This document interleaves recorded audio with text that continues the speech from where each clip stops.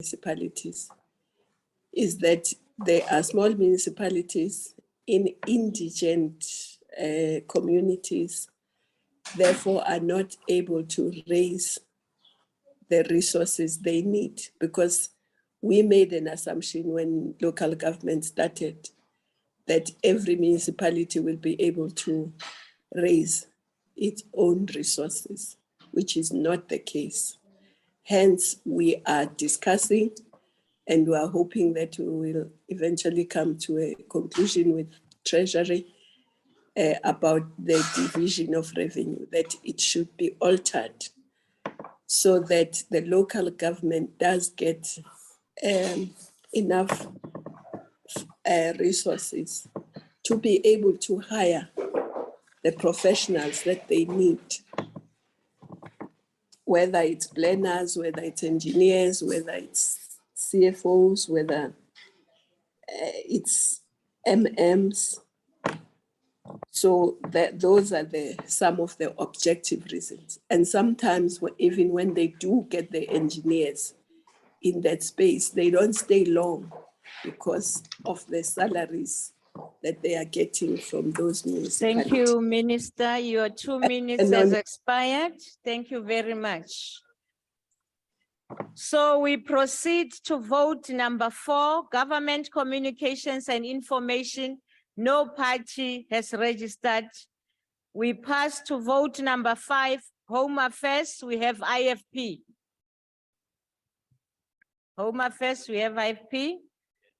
Thank you. Thank you very much, Honourable House Chairperson. Honourable House Chairperson, a recent report to the Portfolio Committee on Home Affairs confirmed that South Africa is now home to 15 million undocumented persons.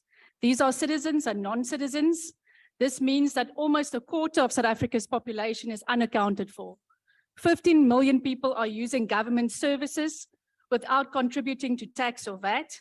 15 million people are untraceable if they commit crime. 15 million people are taking up job opportunities or running businesses without government knowing whether they are legally permitted to do so. These 15 million people form part of the international syndicates who are operating on South African shores. South Africa's borders are non-existent, and to make matters worse, the department's own investigations have pointed out that up to 40% of all the visas that they've issued were issued fraudulently. This goes without saying that it points to a deepening immigration crisis and a failure by the Department of Home Affairs to implement its own immigration laws. Honourable Minister, can you please unpack your plans to solve South Africa's immigration crisis? And please tell us how you will go about ensuring that you identify, document, or deport the 15 million undocumented persons. Thank you, Chair.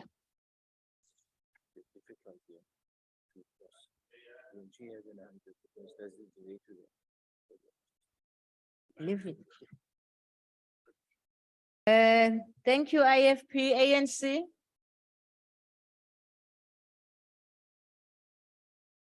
No, body. The Minister of Home Affairs, please respond to the IFP. Yeah, Honorable Chairperson, I just want to remind the member that she has asked this question in a form of a written reply, and I've extensively replied to that question, which is the reply which is going to receive very soon. But be that as it may, we have mentioned many times that these figures of illegal migrants in South Africa, we don't know where they come from because there's no database anywhere that records illegal migrants, simply because we don't know them. Nobody knows them. There's no system of knowing them. But the most correct figure officially, which we use, is from Stats SA, which is about 3.5 million, not illegal people, but migrants in South Africa. And we feel safer to use that. The 15 million, we don't really know about. The issues of borders being non-existent, we know is true. Maybe the member might say, yes, the borders are porous. We've extensively mentioned in this parliament what we are going to do. And last week, the Border Management Authority, a newly established authority to deal with the borders, gave an extensive program, its extensive program to the Portfolio Committee on Home Affairs, which I count and outline in 2 minutes. And suffice to say, in July, you saw publicly how we hired 200 border guards to try and help. And in the report, we're already writing what they've achieved in the borders, in stopping stolen cars and all the other wrong things that are happening at the borders. And we want to announce to you again that next year, when the financial year starts, we're going to hire 400 extra border guards to try and bolster the ones who are Thank you already very there. much. Thank you. Yes, there is nothing on international relation and cooperation, nothing from the Treasury, nothing from planning, monitoring and evaluation. We are now on vote 10, public enterprise. The DA?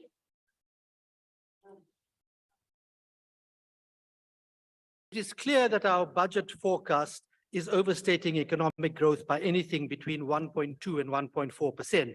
And the burgeoning debt burden is largely due to government's continued bailing out of failed state-owned enterprises. Bailouts are the order of the day. Instead of rolling out the red carpet to the private sector, this government keeps bankrupt state companies alive at huge cost and poor production, while the country itself goes bankrupt because this government spends more than it earns.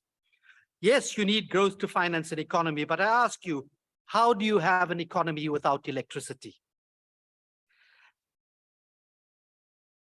Now, Mr. Gordon has found some emergency diesel, despite us having no strategic reserve of refined fuels.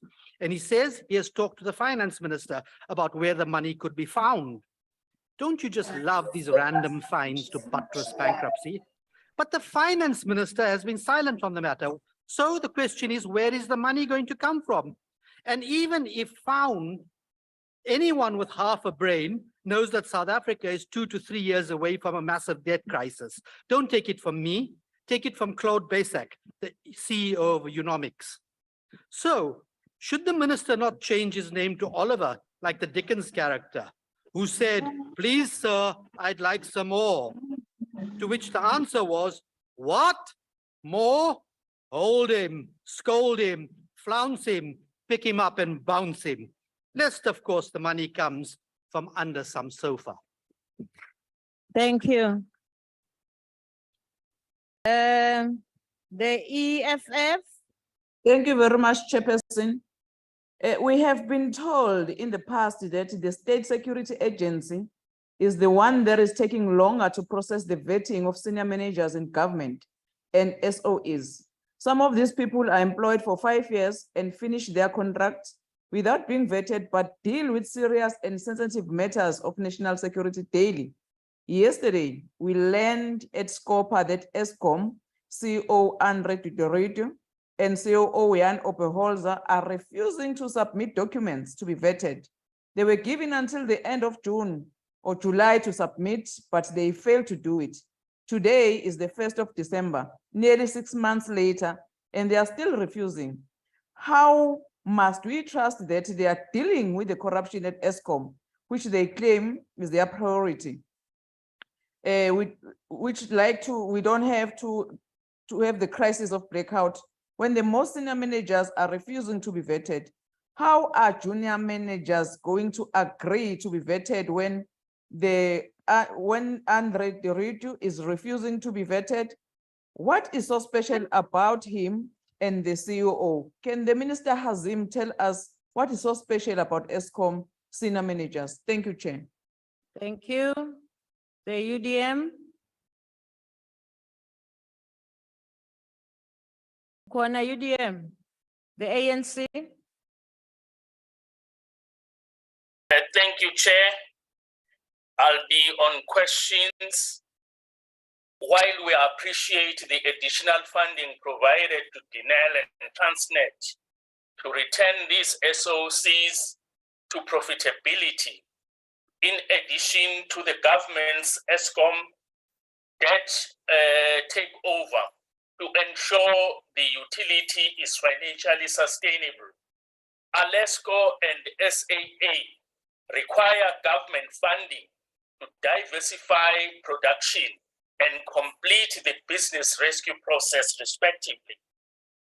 And considering the importance of this, one, what can be expected? When can we expect the government to make additional allocations to Alesco and SAA to address the highlighted outstanding matters? And two, will this additional allocation come with strict pre and post conditions, as was the case with Denel? Thank you, Chair. Thank you. Well done. The honorable members, please don't do that. Don't switch on your mic when you are on virtual platform without being recognized. Don't do that. Honorable Minister of Public Enterprises. Good afternoon, Chair, and good afternoon to honorable members. As far as SAA is concerned, the outstanding amounts are about meeting the requirements of the business rescue plan, and the Treasury is looking into that matter. Denel is got enough money now to get onto its feet and begin to make more money as it gets more orders. As far as the ESCOM CEO and COO are concerned and vetting, I will certainly inquire into that and make sure that there's compliance with that. And then as far as Mr. Half-a-Brain is concerned, we've addressed the brain size issue before.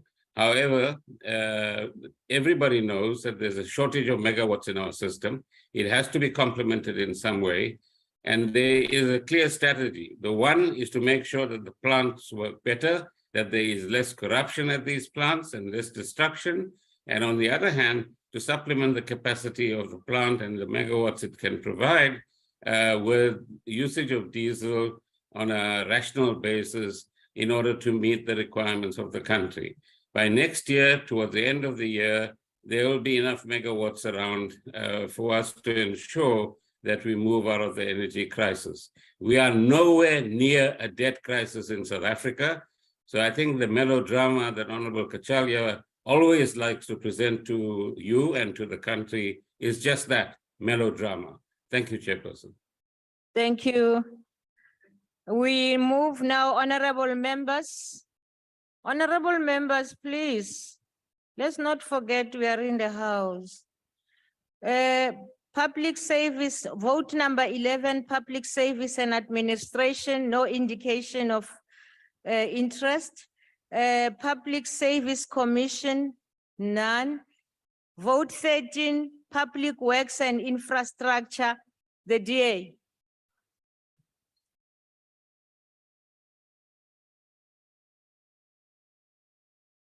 House Chairperson, the adjustment process has seen 389 million rand transferred to the Department of Transport for their rural roads program, specifically for the Wellisizwe Rural Bridges project.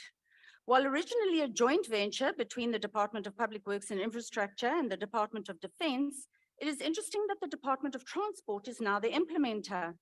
However, if there is money to be taken from the DPWI vote, we cannot argue against it being used to give poor rural people safe access to schools, clinics, and other services which have been so difficult for them to access in the past.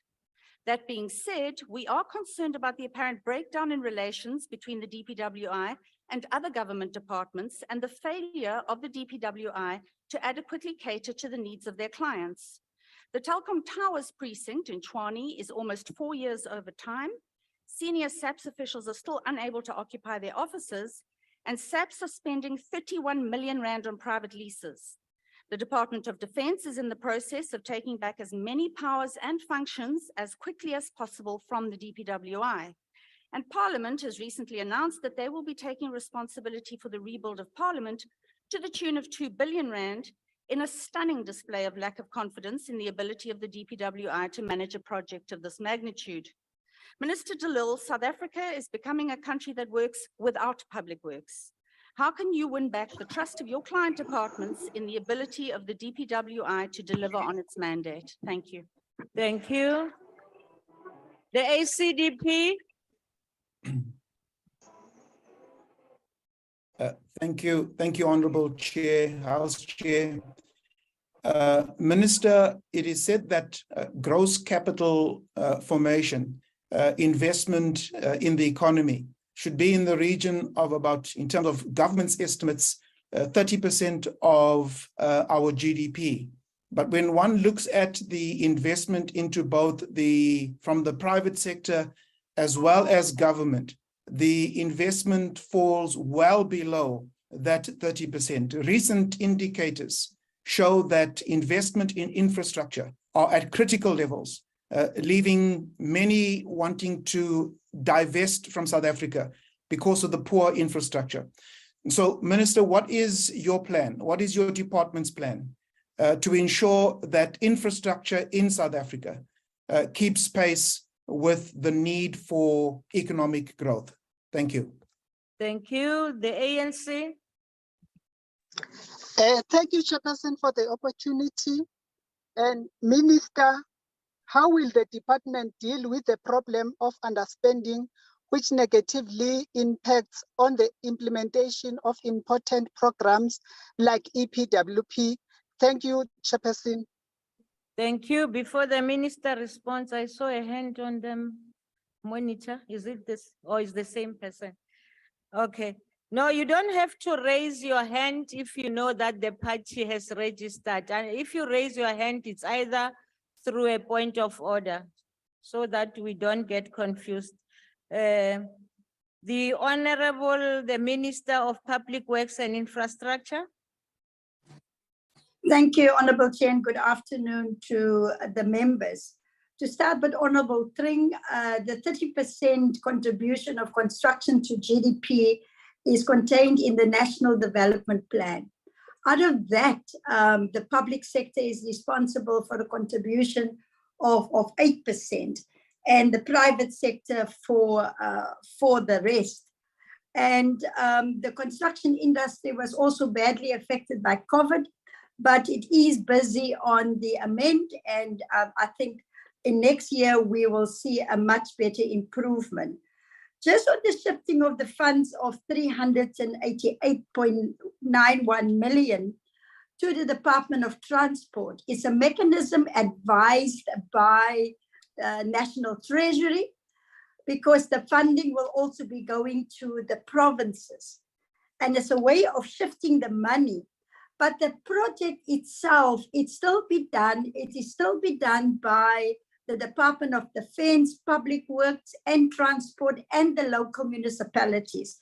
So there's no change there. It was a mechanism by National Treasury to shift the 388 million for the bridges. Also that no department in terms of the constitution of this country can take powers away from DPWI. Where they need powers to be devolved to them, it must be on the basis of a request. And where such request has been received from the Department of Defense, Department of the DKS, we have granted that, and also correctional services, but it can't just be taken, it must be requested. And so definitely in terms of the telecom building, as we know that the implementing agent there was DBSA, and we have put DBSA to terms, including the 2 visits that was done by the portfolio committee, and SABC is now in one of the buildings. We are looking at putting the minister and the senior staff temporarily into the Civitas building, but that is still under discussion. And so Honorable Minister, your time has expired. Thank you very much. Thank you. Vote 14, Statistics South Africa, we pass. Vote 15, Traditional Affairs, we pass. Vote 16, Basic Education, the EFF. Thank you very much, Speaker. Thank you, Minister. Minister, early this year, as is the case every single year, there was a protest by taxi drivers in the Eastern Cape in relation to payments to learner transport. Thousands of learners in that province, in KZN, in Limpopo, and many other rural provinces struggle to get to school because of transportation, with many having to walk kilometers just to get to school. How much money has been set aside or was set aside for school transportation this year? And how much of it has been spent? And what provisions have you made to ensure that at the beginning of 2023, the school calendar, there is no child who's going to be crossing rivers just to get to school because of lack of transportation in this country? Thank you. Thank you. FF Plus. Thank you, Honorable Chair. The adjusted budget for basic education does not show a marked difference from the original one.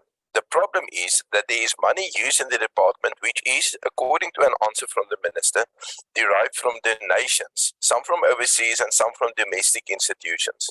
Donated money is used to fund, amongst others, the program for the inclusion of sexual orientation, gender identity, gender expression, sex characteristics in education, according to a specific ideological framework.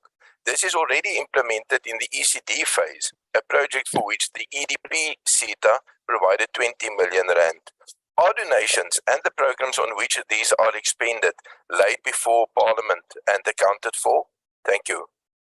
Thank you. The UDM. NFP. Thank you, Chairperson. Honorable Minister, and I know that some funds are being allocated for particular infrastructure in schools. The Gardens Combined Primary School in the Denauza area has pit latrines, no kitchen. They actually take buckets going into the neighbors looking for water. Equally, the Mossdale Primary School in the same area have no water. They have pit toilets, no fencing whatsoever, where they go with buckets looking for water from their neighbors. The Mandla Masha School has a library that is in a container. Can you please tell us what measures are going to be put in place to address the challenges that these schools face?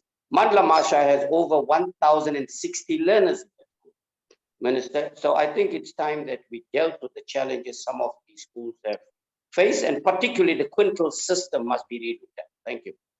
Thank you. The ANC. Thank you very much, Honorable Chairperson. Infrastructure development is a key imperative to improving the quality of education and addressing the infrastructure backlog in the sector and responding to the disaster impacted infrastructure. The department adjustment is significant in allocating funds for the education infrastructure grant. Minister, which provinces will receive this allocation and how many schools will be supported by the adjusted funds? Thank you very much. Thank you. The Minister of Basic Education, you may respond.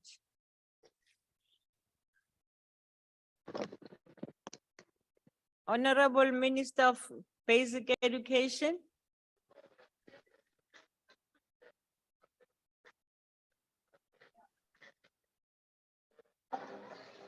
Is she there? Is she on the list?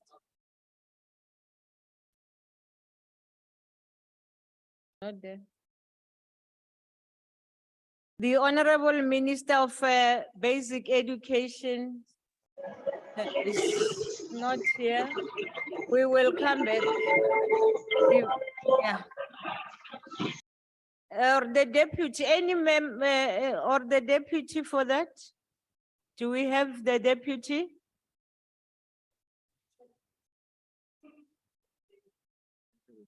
Okay. Yeah. But even if I come back, let me put it clear. I won't be asking members to do their questions again. I hope that there are people who are listening and they will advise what was happening. Yes, Honorable Papa. Chair, I just need to put it on record that the Deputy President, in his capacity as leader of government business, sent an official communication to all ministries to answer questions outlining the procedure which is required in the House. So there cannot be a situation that nobody knows about this session. So that Thank you. I'm doing it so that somebody mustn't ask me whether it was done. We can see even the letter is here. Thank you. We proceed now. The vote 16 will stand over for answers. We'll see if it will happen, but we proceed. Vote 17, higher education My hand and is training. up. Chairperson. Hello, ma. Yeah, my hand is Yes, up. your hand is up. I'm sorry. Yes, Yeah. honorable member. Yeah, it's fine, Chair. No, Chair, I'm worried if we are going to pass like that while the minister is expected to answer questions here. So what if other ministers that needs to answer as well are not here? Yeah, I don't know how to respond to you. We will deal with that. I think I will get a response towards the end. Let's try and go towards the end and see what's happening at the end, Ma'am Kalipi. Thank you. We will deal with that there. Okay. The Deputy Minister for Basic Education has just registered. I hope that we will come back to you. We are not there now. We are moving to vote 17, higher education and training. UDM. UDM what is the fella, my thing. The ANC. Thank you, House Chair. Minister, the growth of higher education is an important priority to expand access to higher education and training, noting that the adjustment was done to fund students by just over 1.3 billion. How will the department mitigate the shift of funds from the allocation for infrastructure for the Solplaatje University and the University of Mpumalanga, and the allocation shifts from the University of Education program? Thank you, Chair. Thank you. The Honorable Minister of Higher Education and Training.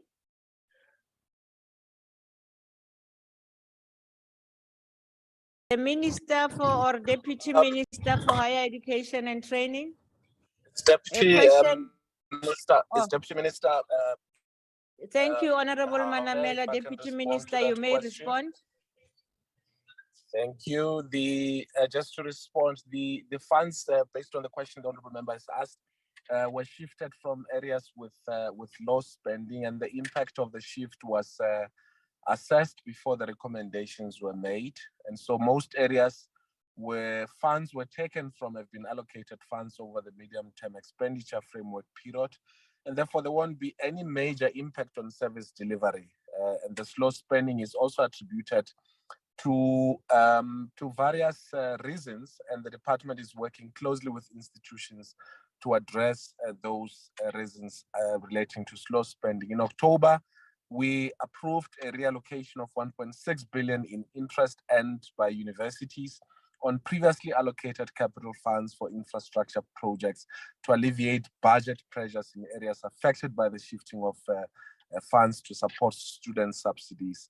I think it's also important, House Chair, to note that further shifting of funds from key university programs to support student funding is not sustainable, as institutions require the funds to improve and sustainable quality teaching and learning.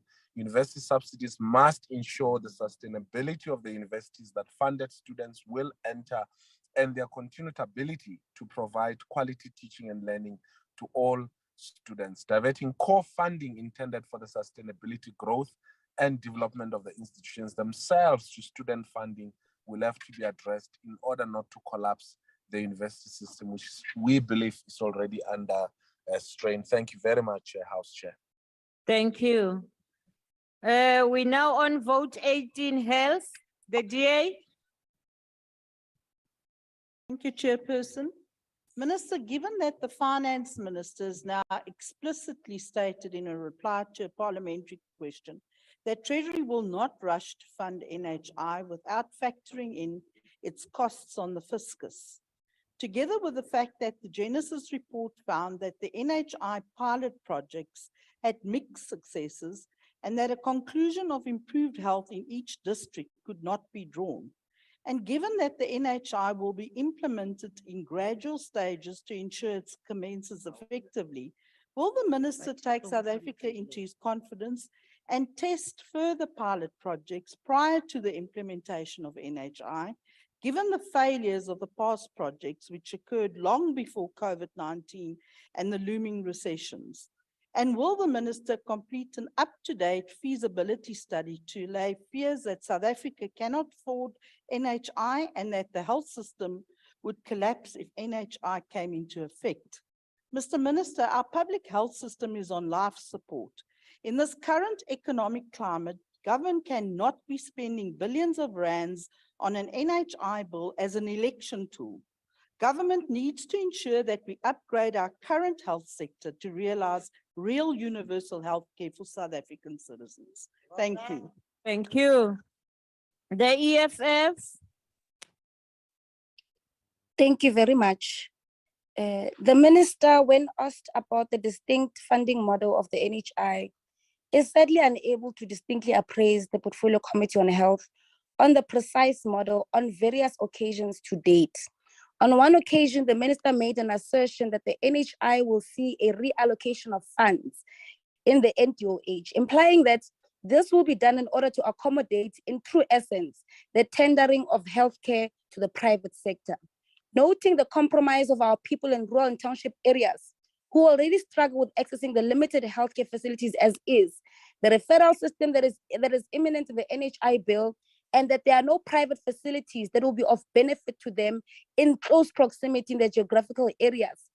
What does this reallocation entail, and how will it affect public facilities in rural and township areas that our people will still solely depend on, even with the NHI being implemented? Thank you. Thank you. The ANC. Thank you, Chairperson. Minister, the department has experienced minimal adjustments to its appropriation of just over 4 million rand. Can you raise your mic? Yeah, please. I can sit down? I said brief. Thank you. Shall I start from scratch? Yeah. Thank you, Chairperson. Minister, the department has experienced minimal adjustments to its appropriation of just over 4 million rand on goods and services. Which goods and services were impacted by the adjustment in the NHI program? Thank you. Thank you. The Honorable, the Minister of Health. Let me start by apologizing for the minister who is on a World AIDS Day event in the Free State and therefore unfortunately not able to be here today to answer these questions. On the first part, Honorable Clerk, this question comes all the time. We indicate that the pilot sites were not put in place to check whether we should or should not continue with the NHI. It was meant to give us a baseline of where are we in this ideal clinic, hospital, health system that we ideally want to have. And it showed us. I actually could tell because no amount of shaking your head will not. I was the MEC of a particular province then. And there were nine districts in the country who did the NHI. In the province that I led, there were 2 districts. It was Mkungundlovu and Umzinyathi. We created a baseline. We now know which clinics should be adjusted to what level for anybody to say, yes, indeed, this is an ideal clinic. This is a place I am happy to see supporting me. That was the part. So we anticipated that anyway, we are going to get a baseline. We never expected that we are going to see all clinics being the best of the best. We understood that, and therefore, that is why the Presidential Health Compact is guiding us and telling us where do we go in terms of an improvement. On the other question regarding the funding, we are actually saying, yes, there would be proportional more adjustments to fund and improve the infrastructure of those far-flung rural clinics and hospitals so that we do not disadvantage anyone because they are happening to be in a rural facility or in a rural space. On the last question, with regards to— Unfortunately, your time is up. We have a global time of 2 minutes. Thank you very much, Deputy Minister. Let me acknowledge Deputy Minister of Education. We are aware that you are here. We will give you an opportunity after vote 41. Thank you. We proceed now to vote 19. Social development, the UDM. NFP. Yes, thank you, Chairperson. Honorable Minister, as you are aware, we have high levels of gender-based violence, but more importantly, crime as a whole with the latest statistics. My understanding is this, that we can only solve this problem by getting to the root causes through grassroots level. And we also know your departments are all working in silos. What measures can you put in place to start at school level to identify children that are coming from dysfunctional families so that you can address them through social workers? Very importantly, to ensure that every child stays at school, must go to school and complete her school. And added to that is there's a very high number of social workers that are unemployed. And the safety ambassador school has been discontinued, particularly in the Western Cape. Can you put some measures in place to attend to this so that we can address this from grassroots level and create a better generation and society in the future? Thank you. Thank you. The ANC. Thank you, Chairperson.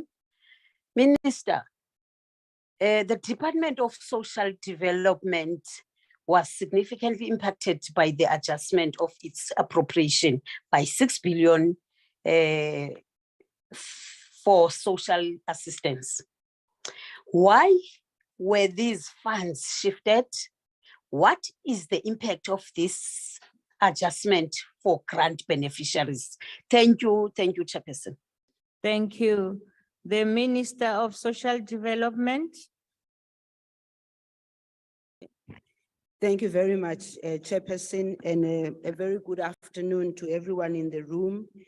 Honorable from the INFP, yes, we do need to deal with the root cause of gender-based violence, and it starts with families. It is for this reason that the Department of Social Development and my office as the ministry has agreed that we need to put programs in place that deal with this problem house to house, street to street, community to community.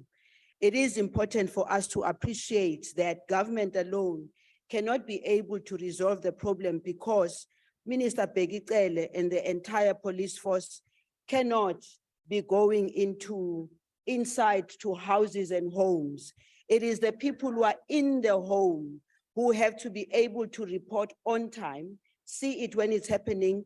That's why we, as a department, are not only looking at the safety and security within the homes, we are looking at an education program that can assist our communities, working together with non-profit organizations who, by the way, we spend 8.2 billion per year funding them so that they can be able to assist us. That will be the first question. The second question from the ANC regarding the budget cuts, I think we have had conversations about this, the fact that the entire government, we had to, for 3 years, our baseline could not be the same and monies had to be taken into other programs. And I know the members have been raising the issue of some of the money being taken by defense to deal with the issues of Mozambique. Here is it. Every one of us needs peace, security, and stability. And therefore, if our government needs to support and nip the problem at where it starts, we need to be able to contribute. Of course, it's not very pleasant for me as a Minister of Social Development when money is taken away from social development. Thank you. Thank you. We now, Honorable Chabalala, please mute your mic. Vote 20, we pass, which is women, youth, and persons with disabilities. Vote 21, civilian secretariat for the police, we pass. Vote 22, correctional services, we pass.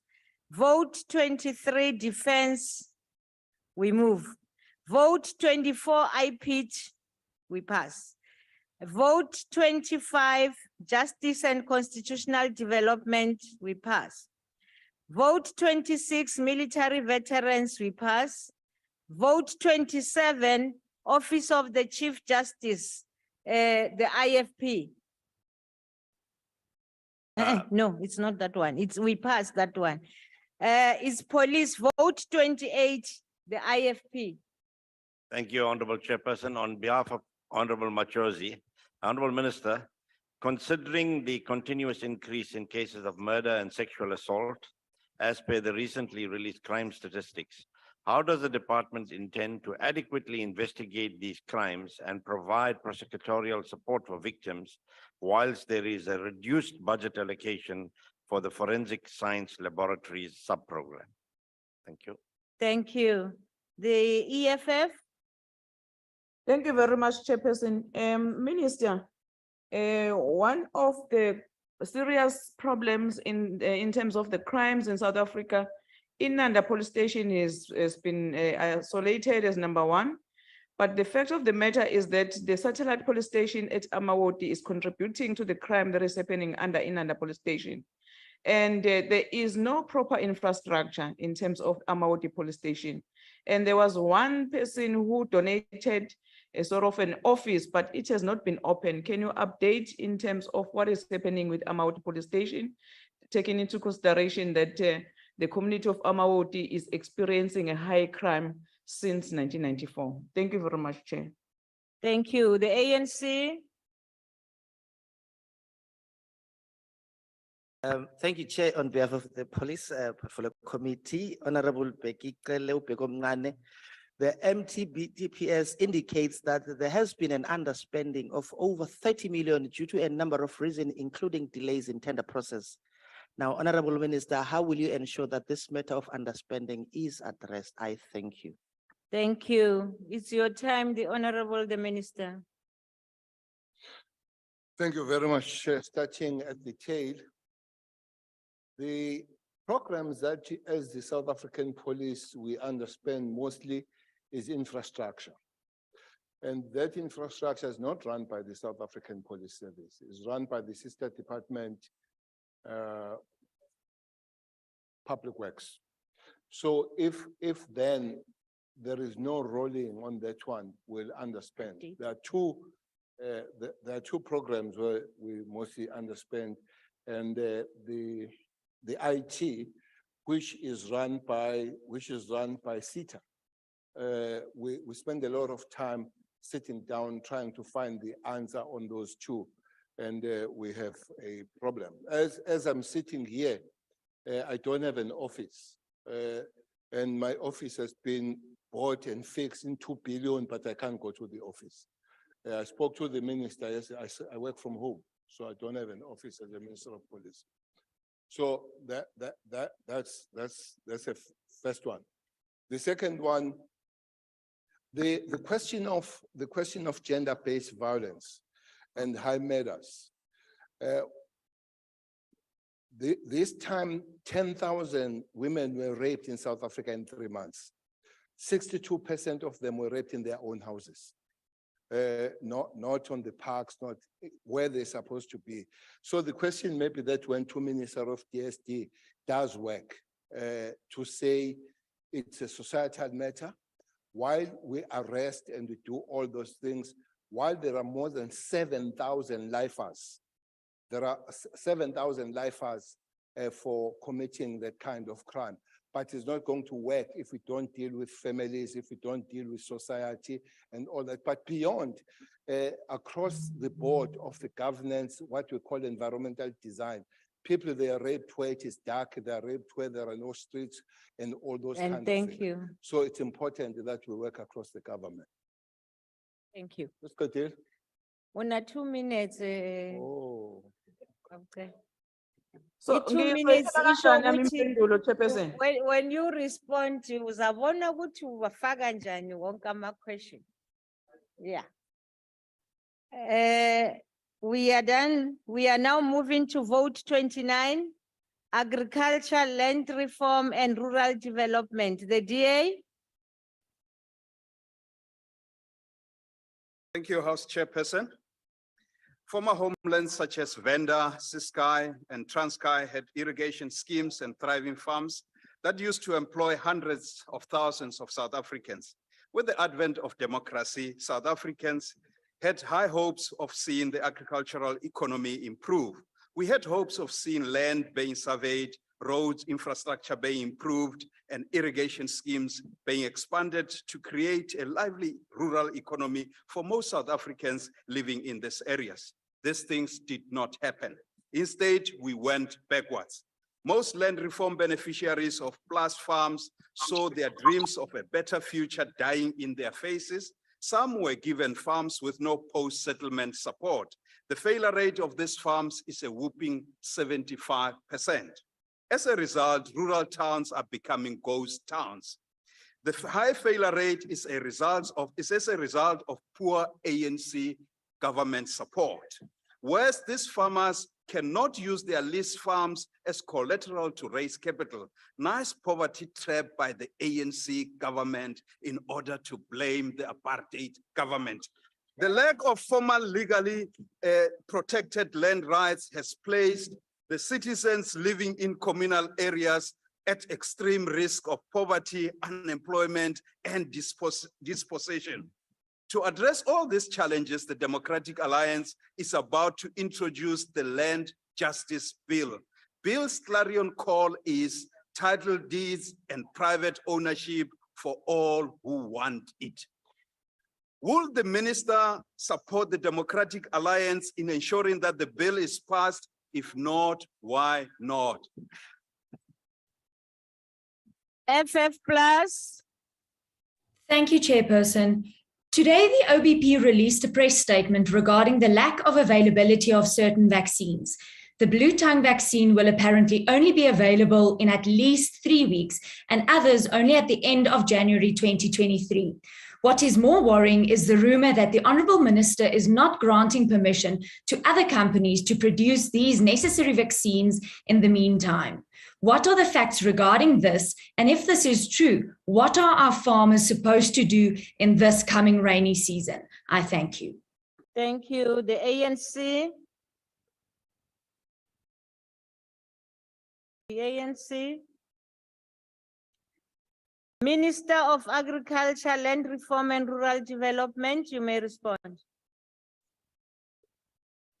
Thank you very much, Honorable House Chairperson, and good afternoon to all the colleagues, as well as honorable members and those members who have asked questions. Maybe if I were to answer the question by Honorable Masipa, which is whether the minister will support the introduction of the private members bill on land justice bill. That is the matter of the legislature, as he knows very well. So it's not whether the minister supports or not. Is him and the legislators who must persuade one another on this legislation. But I do agree that there's a need for farmer support on those who have been settled on land and those who are in communal areas. That's why last year, the Minister of Finance actually made an allocation for farmer support in order to address some of these concerns that Honorable Masipa is raising. With respect to Honorable Breed, the minister doesn't deal with the registration of vaccines. Actually, those are dealt with by the registrar. So whatever rumor that she might have had is misplaced. And as you know very well, that in any registration of a vaccine, you need to actually give scientific proof about the development of that vaccine, what elements are in that vaccine, whether they meet the requirements, and be able to have that registered. Process is very clear. So if there's anybody who says their registration of a vaccine has not been approved, needs to actually follow up with the registrar to understand what are the reasons. OBP has been engaging other entities who actually do production of the blue tongue vaccines, for instance, to ensure that there is no gap in the market and farmers will be able to get the necessary vaccine at all times. Thank you very much, Honorable House Chair. Thank you. We now vote 30, Communications and Digital Technologies. No question, no declaration. Vote 31, Employment and Labor, FF Plus. Thank you, House Chair. Honourable Minister, there's a rollover of 52 million rand for the Government Technical and Advisory Centre to appoint an ecosystem manager. What does an ecosystem manager at the Government Technical Advisory Centre do specifically to promote this department's expanded mandate? And would this money not be better spent at the CCMA, for instance, where budget cuts is hampering the good and necessary work they do? Thank you. The EFF? Thank you very much, Chair. Minister, the issue of UIF is continuing to be a challenge to the people who have just lost their employment. When people lost their employment, they go to labor centers and is either the system is down or there is no update at all. What is your plan to address this issue for the poorest of the poor? Thank you very much, Chair. Thank you. The ANC? Okay, thank you. The Minister of Employment and Labor? Thank you, Chairperson, and thank you to the members. We have indicated that we have a strategy of trying to turn around this entity, the UIF, including, of course, the compensation fund. But what was very clear was we have to deal with the whole architecture of the UIF, because we're running here the medical insurance, we're running the employment insurance for the people. Therefore, we can't run it along the lines of the department. We are engaged in a process where we are trying to look at the whole structure, looking at the skills, the strategy, and looking at the systems of that particular entity in order to turn it around. But remember, it's in a deep hole, as I've always said. It's not as easy as that. And we are in a process that we would be able to announce a new structure, but this means the type of the personnel which we are going to have, it's not the personnel which we'll have in the public service. We will have to go out and have the right personnel. And on the issue of the filling of some of the positions, and an example has been made, we've never asked for the rollover of funds insofar as the filling of the vacancies.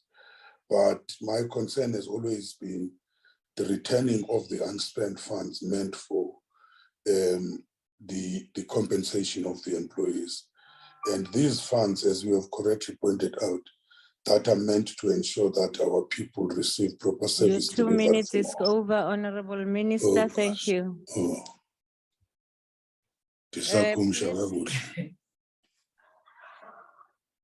Mara niyenze njalo kube nizama ukuphendula yonke imibuzo ebuziweko.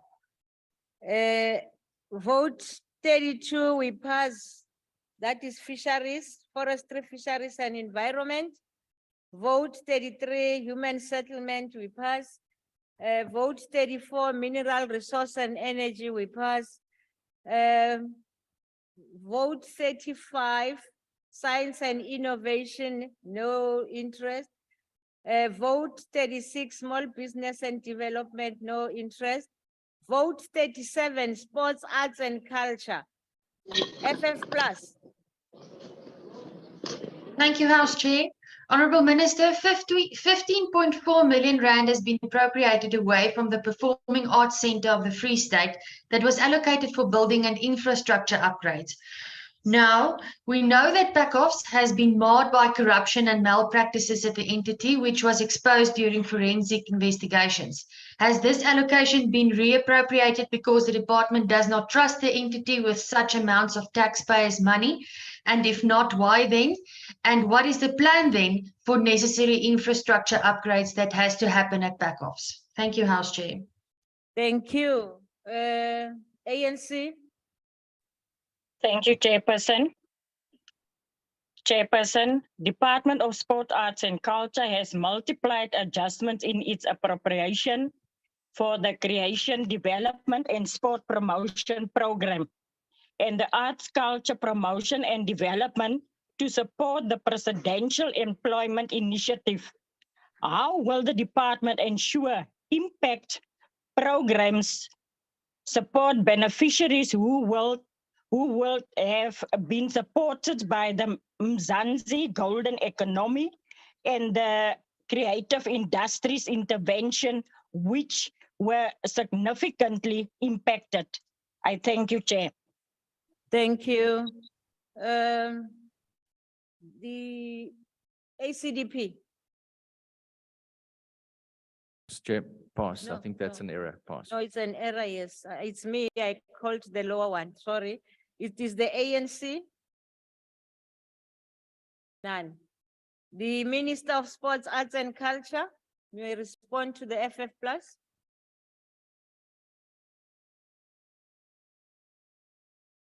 Thank you very much, Chair. The member would know that PACOPS has been struggling over years to a level where it was getting disclaimers because of the point she's raising. Today, PACOPS consecutively has been getting an unqualified audit, which means that the problems of the past the member is talking to have been dealt with going forward. To the ANC, No, Yes. that can't be happening. Honorable Minister and Deputy Minister, please. Sorry to you, Honorable Mthetho. This. Thank you very much, Chair. No, PESP, as the honorable member would know, that PESP has been more of an intervention occasioned by COVID-19 pandemic, whilst other programs of government of assisting artists continue, like Mzansi Golden Economy.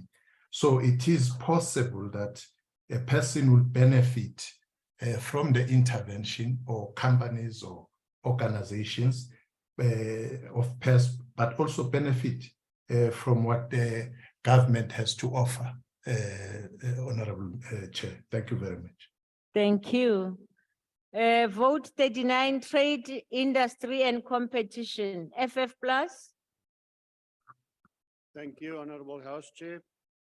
My question to the Honorable Minister would be if the Minister is convinced that the department will still be able to contribute towards a sustainable economic growth, considering the reduced budget amidst the detrimental legacy of state capture, corruption and COVID-19 measures. Thank you, Chair.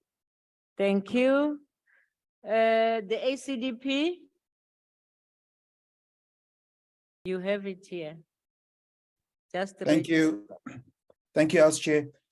Honorable Minister, on behalf of the ACDP, I have repeatedly drawn focus to the policy of beneficiation, which essentially is the transformation of a mineral or combination of minerals into a higher value product, which can be either consumed locally or exported. Now, through the policy or through the process of beneficiation, the extracted minerals, South Africa and the extracted minerals, South Africa can increase its potential for economic growth, development and job creation. It can also serve as a driver for empowerment of historically disadvantaged South Africans and enable the development of new entrepreneurs in the downstream, side stream and upstream industries. So Minister, I say all of this because you know that I've raised this repeatedly within our committees. But what percentage of our exported minerals is actually beneficiated? And what plan does your department have to ramp this up, ensuring that we do not fall into the category of a consumerist nation? I thank you, Chair. Thank you. The ANC. The Honorable Minister of Trade, Industry and Competition, you may respond.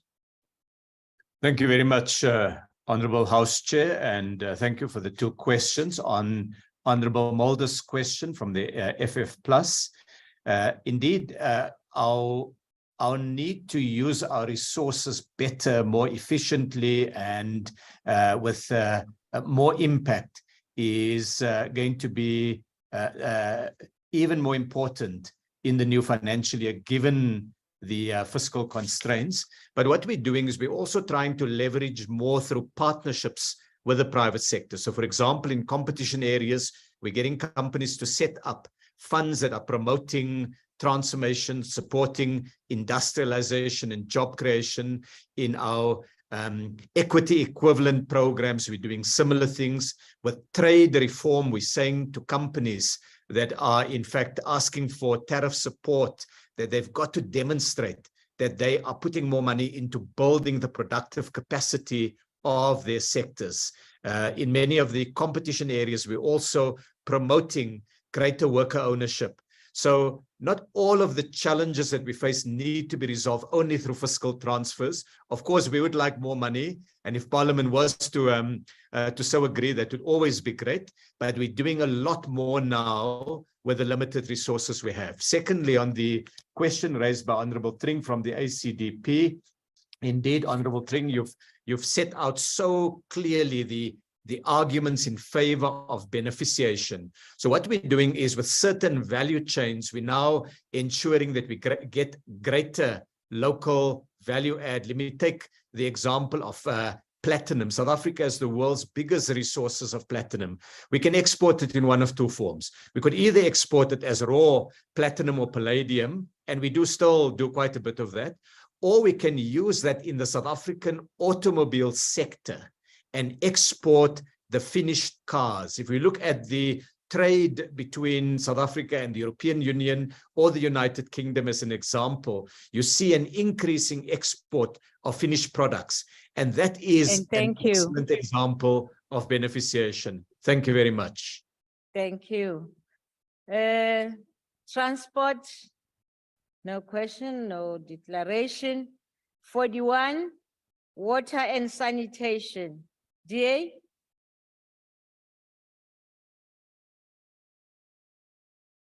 Water and sanitation, the DA? I pass the IFP.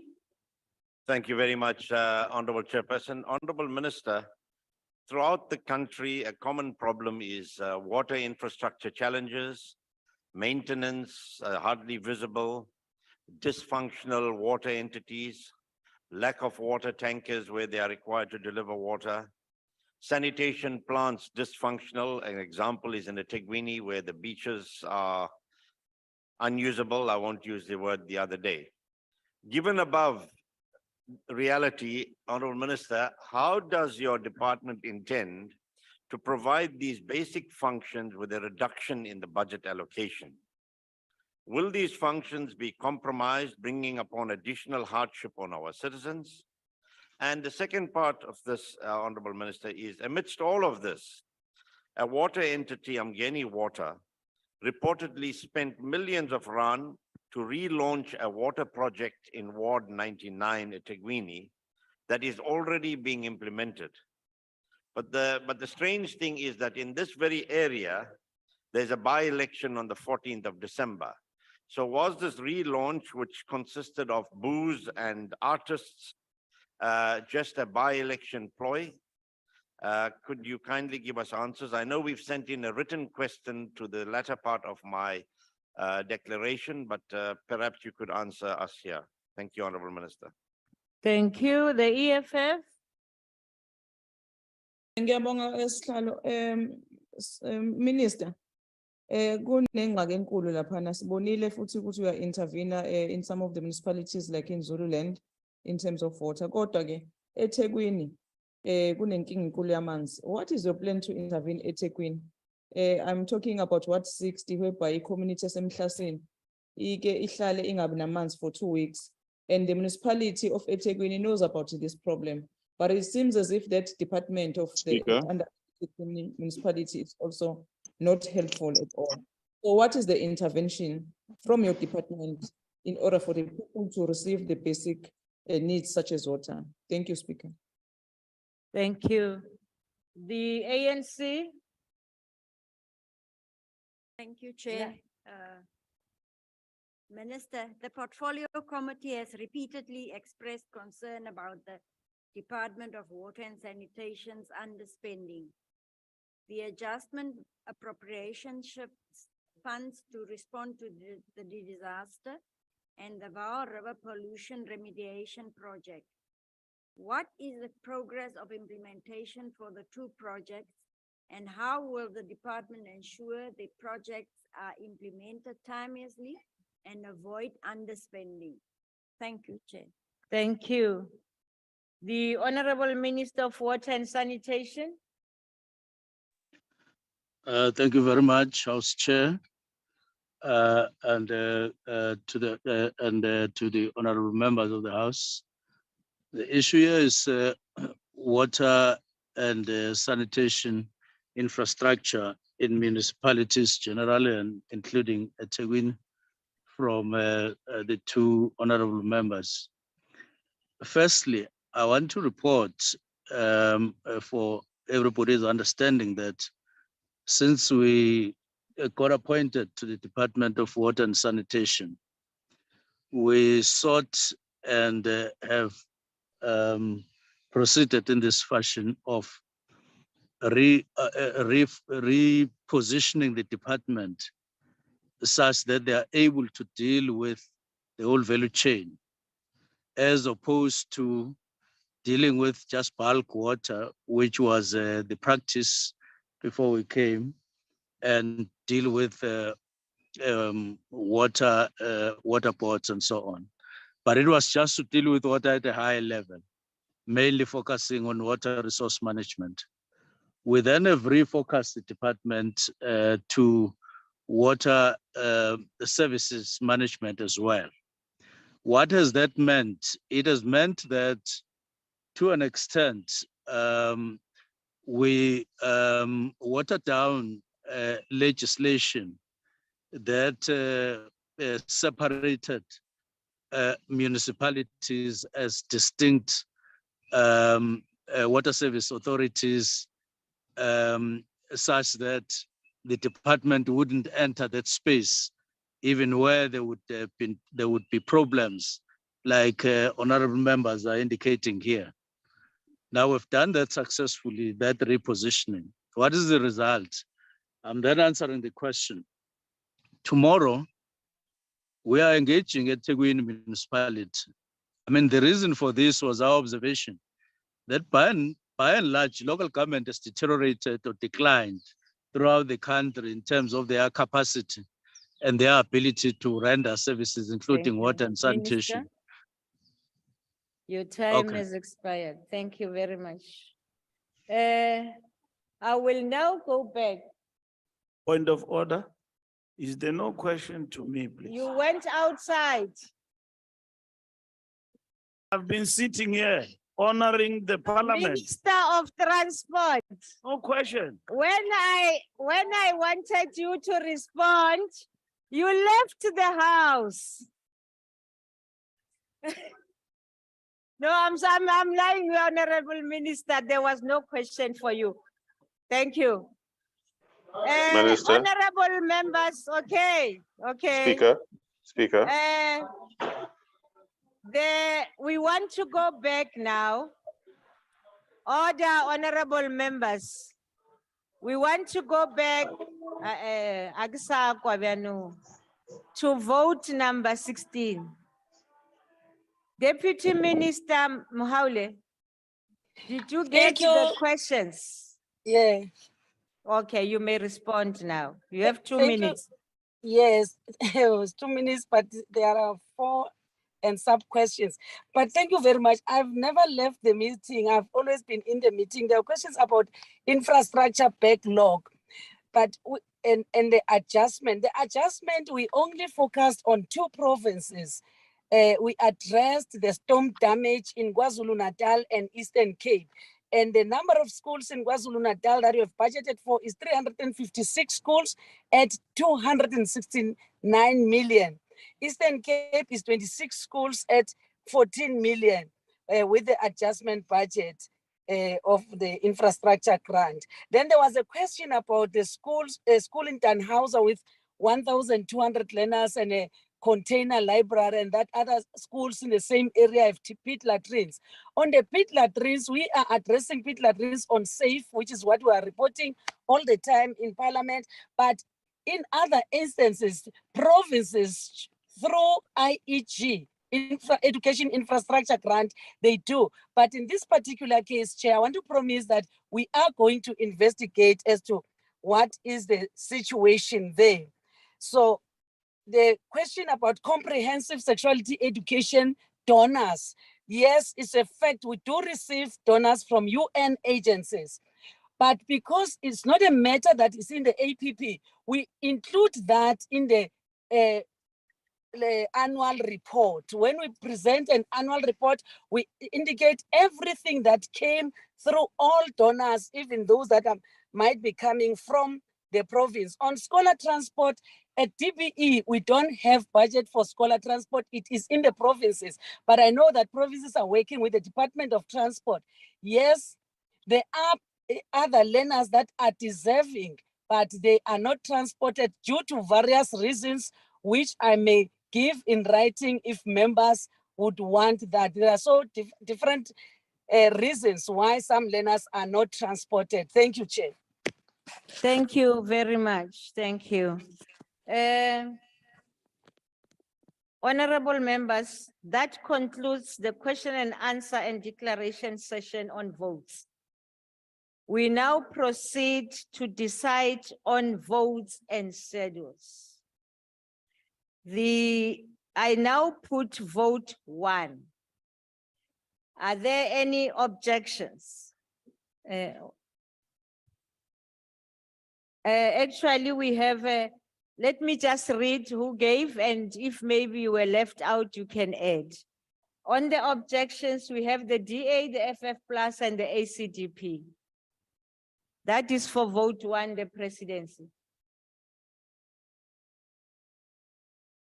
Chair, we that all? object. Yes, the EFF object. The EFF. Thank you very much. With that division, if they've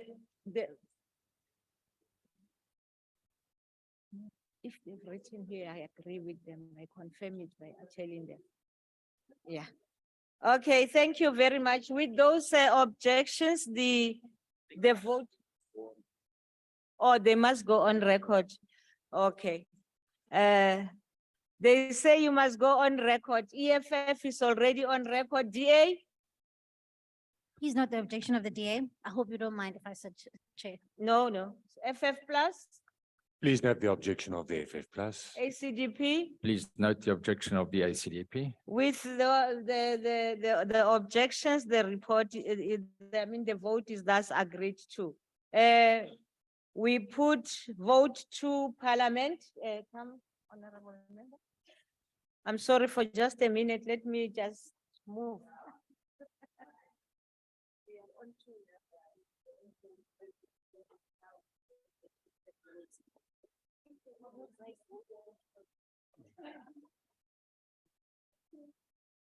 Honorable members, we are now on vote number 2, Parliament. Are there any objections? House Chair, please note the objection of the DA. The objection is noted. Are there any further objections? Please note the objection of the FF Plus. It's noted. Are there any further objections? Please note the ACDP. Thank you. Are there any further objections? There's no further objections and the vote is agreed to. Honorable members, I now put to you vote number 3, cooperative governance. Are there any objections? Please note the objection of the DA and the call for a division. A division having been called, the bells will be rung for 5 minutes.